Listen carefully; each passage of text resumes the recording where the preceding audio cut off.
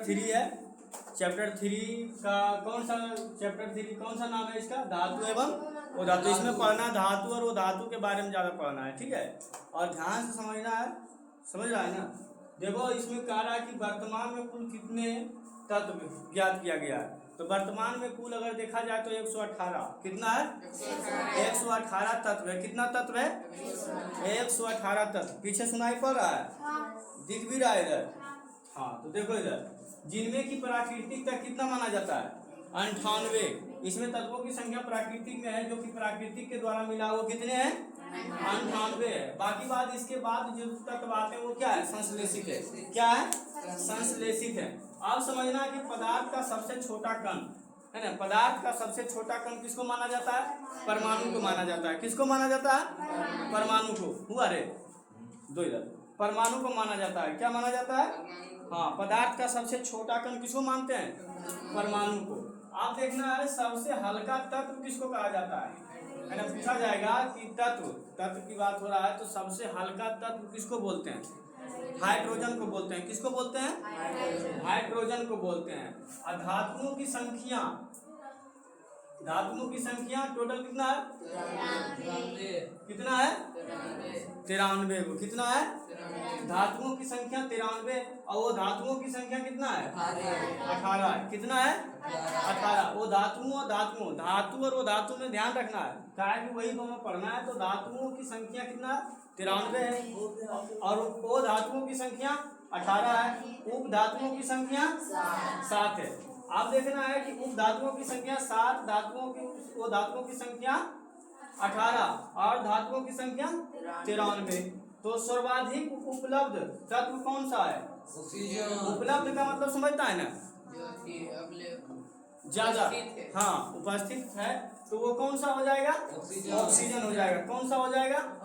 Oxygen. और दूसरा सर्वाधिक उपलब्ध धातु यानी सबसे ज्यादा किसको जरूर, कौन सा धातु को ज्यादा कामों में लगाया जाता है तो एल्युमिनियम है ना। ज्यादा उपयोगी ये होता है ना, सस्ता भी मिलता है, उपयोगी एकदम तुरंत ले आता है दूसरे गरीब आदमी भी, है ना।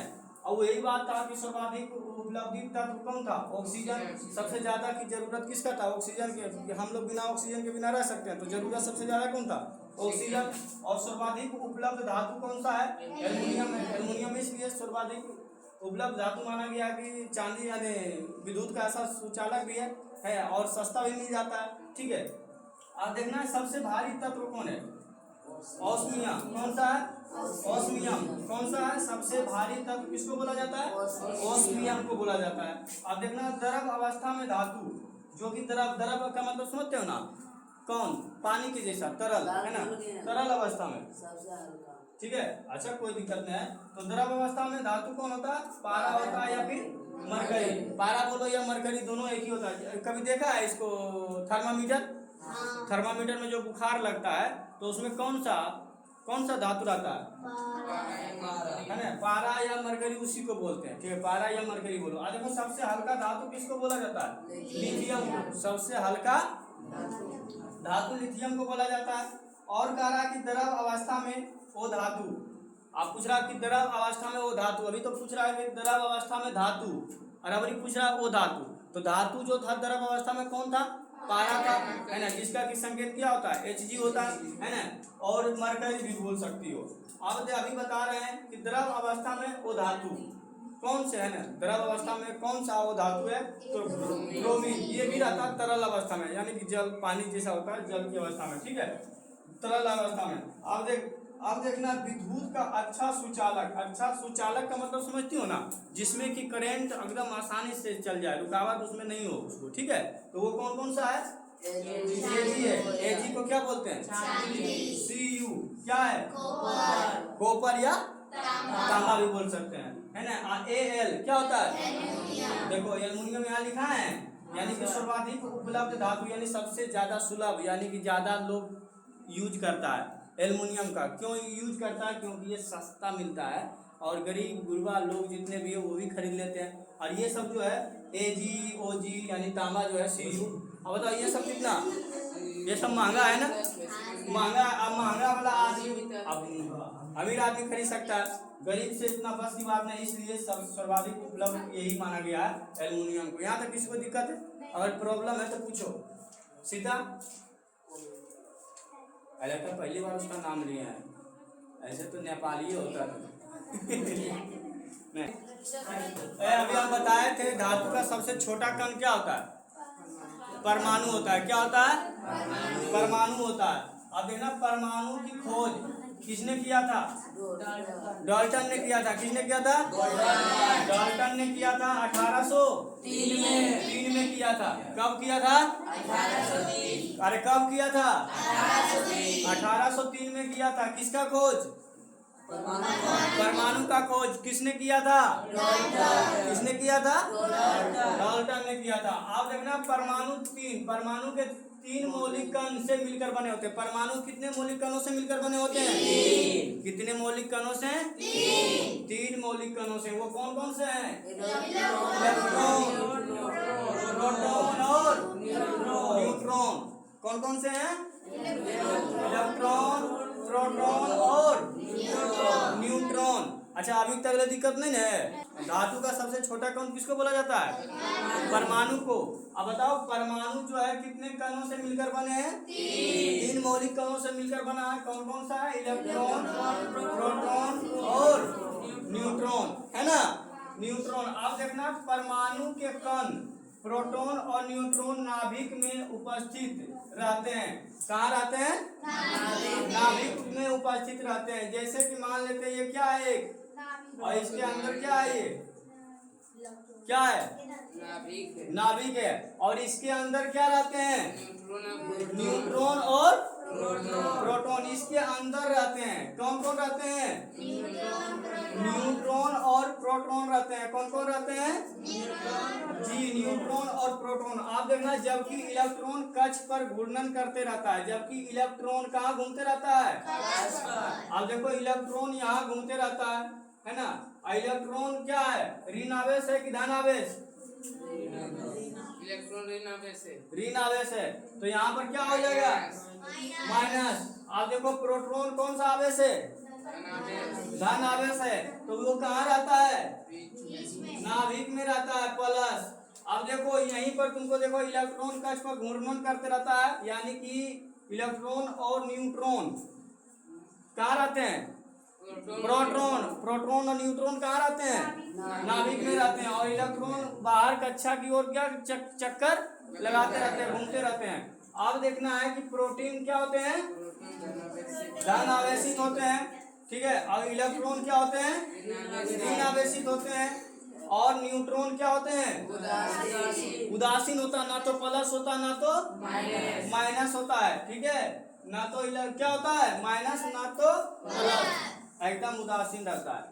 इलेक्ट्रॉन की खोज किसने किया था, जे थॉमसन ने किया था। किसने किया था, और प्रोटॉन की खोज किसने किया था, गोल्डस्टीन ने किया था। किसने किया था, गोल्डस्टीन ने किया था। इलेक्ट्रॉन की खोज जे थॉमसन, प्रोटॉन का खोज किसने, गोल्डस्टीन, एवं न्यूट्रॉन का खोज जेम्स चैडविक। किसने किया था, जेम्स चैडविक ने की थी। याद हो जाएगा, चलो देखो अभी प्रोटॉन का खोज किसने किया, बताओ। प्रोटॉन का, हाँ गोल्डस्टीन। न्यूट्रॉन का, जेम्स चैडविक। इलेक्ट्रॉन का, इलेक्ट्रॉन का जे थॉमसन। न्यूट्रॉन का, जेम्स चैडविक। प्रोटॉन का, गोल्डस्टीन। और परमाणु का, डाल्टन। परमाणु का खोज कब हुआ, परमाणु कितने मौलिक कणों से मिलकर बने हैं, कौन कौन सा है, हाँ आप लगता है समझ में आ गया ना। देखो नाभिक का खोज किसने किया था, ये जो बीच में नाभिक तुमको दिख रहा है गोल जैसा, इसका खोज किसने किया, रदरफोर्ड ने किया। किसने किया, तो आध हो गए ने बउआ, आराम से आध हो गलो, है ना। मधुमक्खी की तरह भनर भनर क्या कर रहे तुम, आदत नहीं जाएगा तुम लोग को। हाँ गौर से देखना इधर, ठीक है, कोची करके देखना है ताकतम चो देखना। तत्व एक ही प्रकार के परमाणुओं से मिलकर बना होता है। जैसे कि देखना पदार्थ जो है अब कितने तत्वों से मिलकर बना है, तो सबसे पहले शुद्ध पदार्थ, ठीक है, पदार्थ का कितने रूप होते हैं? दो रूप होते हैं, एक शुद्ध पदार्थ होता है, दूसरा अशुद्ध पदार्थ, यानी कि मिश्रण भी बोलते हैं उसको। और शुद्ध पदार्थ को क्या बोलते हैं? मिश्रण भी बोल सकते हैं कि बोलते हैं, ठीक है। अब देखना है कि शुद्ध पदार्थ का कितने रूप होते हैं?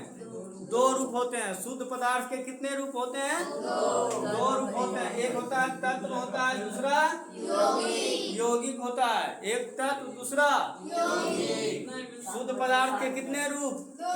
दो रूप, एक क्या होता है तत्व, दूसरा क्या होता है यौगिक होता है। पहला तत्व, दूसरा यौगिक। अब बोलो तत्व कितने प्रकार के होते हैं? तीन प्रकार के तत्व होते हैं। कितने प्रकार के? तीन प्रकार के, धातु, ओ धातु और उपधातु। धातु, ओ धातु, उपधातु। धातु, ओ धातु, उपधातु। याद हो गया? धातु, ओ धातु, उपधातु।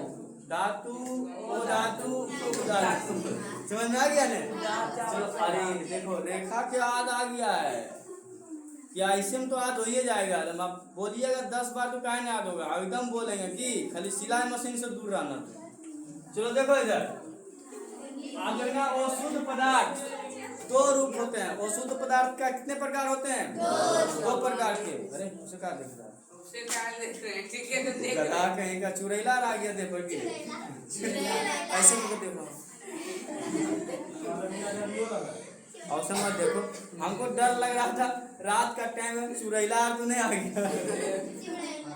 चलो देखो, अशुद्ध पदार्थ दो प्रकार के होते हैं। कितने प्रकार के? दो। एक होते हैं समांगी मिश्रण, दूसरा होता है विसंमांगी मिश्रण। समांगी मिश्रण और तो याद हो गलो ने? याद हो गया ने? अरे नहीं सुनाई देता, याद हो गया ने? कौन बोलता है? चलो आगे आप इसका कल क्लास रहेगा, ठीक है।